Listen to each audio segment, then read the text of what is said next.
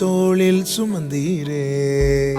தகப்பனிலும் மேலாய் தனி பாசம் வைத்தீரே. பிறந்த நாள் முதலாய் தோளில் சுமந்தீரே. தகப்பனிலும் மேலாய் தனி பாசம் வைத்தீரே. மெதுவான தென்றல் கொடுங்காற்றாய் மாறி அடித்த வேளையிலும் என கீழே விடவில்லை. மெதுவான தென்றல் கொடுங்காற்றாய் மாறி அடித்த வேளையிலும் என கீழே விடவில்லை. பிறந்த நாள் முதலாய் தோளில் சுமந்தீரே. தகப்பனிலும் மேலாய் தனி பாசம் வைத்தீரே. இன்றைக்கி இப்படி தான் பிளஸ்ஸியோட பர்த்டே போச்சு. அவங்க தாத்தா பாட்டி வீட்டில் தான் நாங்கள் இருந்தோம். எங்கள் அம்மாவும் எங்கள் அப்பாவும் ரொம்ப ப்ளஸ் பண்ணி எங்கள் தம்பிலாம் வெளில போயிட்டு இருந்தாங்க. எங்கள் தம்பி எங்கள் அண்ணெல்லாம் அவங்களாம் காலையிலேயே ப்ரேயர் முடிஞ்சிச்சு வீட்டில். இது மறுபடியும் எங்கள் தம்பி இன்னொரு டைம் வாங்கினந்தான். இது தான் வந்து பெனிட்டா மேக்தலின் எங்கள் அண்ணன் பொண்ணு.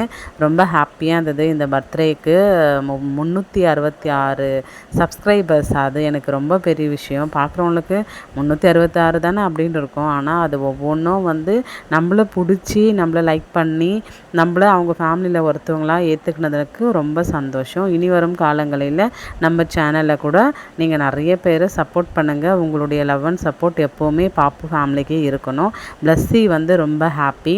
ஏன்னா ஏசப்பாவே கிஃப்ட் கொடுத்துட்டாருன்னு அவள் ரொம்ப ஹாப்பியாக இருந்தாள். அவள் வந்து சைக்கிள் அவளுக்கு விழுந்ததுமே எனக்கு ரொம்ப அழ வந்துச்சு. ரொம்ப எமோஷ்னல் ஆகிட்டேன். அப்போ தான் ஒரு விஷயம் தெரிஞ்சது. சாமி வந்து சின்ன பசங்க ஜபத்தை உடனே கேட்பார் அப்படின்னு நான் கண்ணால் பார்த்தேன். வாங்கி அந்த 200க்கு குலுக்கல் சீட்டு வாங்கி கொஞ்ச நேரம் கூட இல்லை, உடனே வந்து அவள் பேர் விழுந்தது. ரொம்ப ஹாப்பி ஆகிட்டா. ரொம்ப சந்தோஷமாக இருந்தது. நீங்கள் பிளஸ்ஸிக்கு மனமார்ந்த வாழ்த்துக்களை நிறைய பேர் ஃபோனில் தெரிவிச்சிங்க. அப்புறம் வந்து வாட்ஸ்அப்பில் அப்புறம் கால் பண்ணி அவகிட்ட நேரில் பேசுனீங்க. அதெல்லாம் ரொம்ப சந்தோஷமாக இருந்தது. மறுபடியும் ஒன்ஸ் செகண்ட் உங்கள் எல்லாருக்கும் நன்றி சொல்லியிருக்கிறேன். சாமி வந்து ஒரு வருஷம் முழுவதும் அவளை எவ்வளோ 365 நாளும் ஒரு நாளும் அவருடைய கண்மணியை போல் பாதுகாத்து அவருடைய தூதர்களை வைத்து பாதுகாத்து என்னுடைய மகளை வந்து ரொம்ப ஆசீர்வாதமாக வைத்திருக்கிறாரு. ஷாரன், பிளஸ்ஸி அவங்க 2 பேருக்குமே ஒரு நல்ல ஃப்யூச்சர் இருக்கணும் அப்படின்ட்டு நீங்களும் உங்கள் தனிப்பட்ட ஜபத்தில் ப்ரேயர் பண்ணிக்கோங்க. தேங்க்யூ.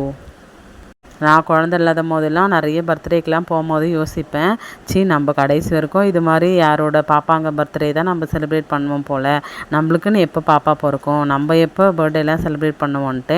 ஆனால் இப்போ அதை நினைக்கும் போது சாமி வந்து நம்மளுடைய நினைவுகளை கூட அவர் வந்து அறிந்திருக்கிறார். நம்மளை எந்த குறையும் அவர் வைக்க மாட்டார்.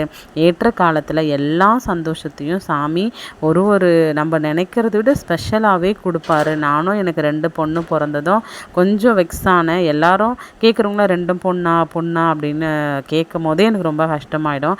ஆனால் நிச்சயமாக நான் மனசுலேருந்து சொல்கிறேன், ஒரு 10 நாளுக்கு அப்புறம் 2 பொண்ணுங்களை நினச்சி நான் வந்து சாமி கொடுத்துருக்குறாரு. சாமி வளர்த்து அவர் பாதுகாத்துருவார். எதிர்கால வாழ்வு அவர் ஆசீர்வதிப்பார். பையன் இல்லைன்னா என்ன அப்படின்னு நான் மனசார ஏற்றுக்கினேன். இது வரைக்கும் எனக்கு அந்த எண்ணமே எனக்கு வந்ததே கிடையாது. தேங்க்ஸ் ஃபார் வாட்சிங். Love you to all. Pappu.